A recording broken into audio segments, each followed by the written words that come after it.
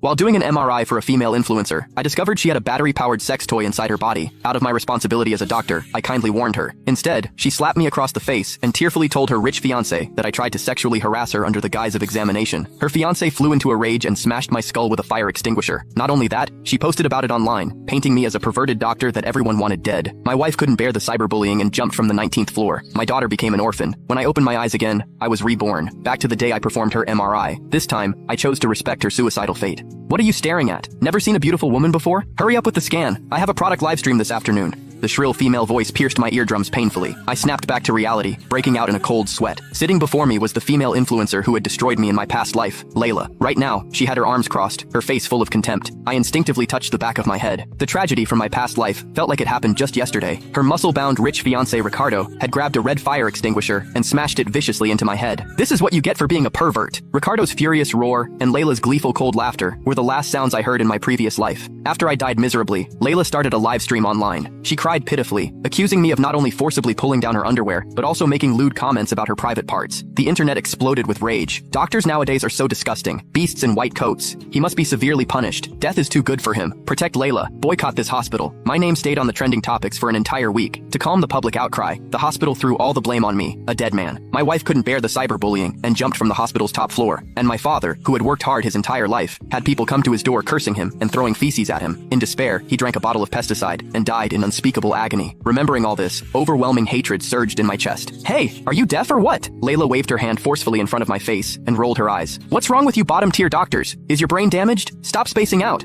I took a deep breath and forced down my emotions. Sorry, Ms. Layla, right? You're here for a pelvic MRI. I picked up the metal detector and began scanning her. The moment I scanned her pelvic area, beep, beep, beep, the detector blared its alarm, red lights flashing wildly. Layla's expression flickered, but she quickly forced herself to look calm. Why is it beeping? This machine must be broken. I stared at her coldly.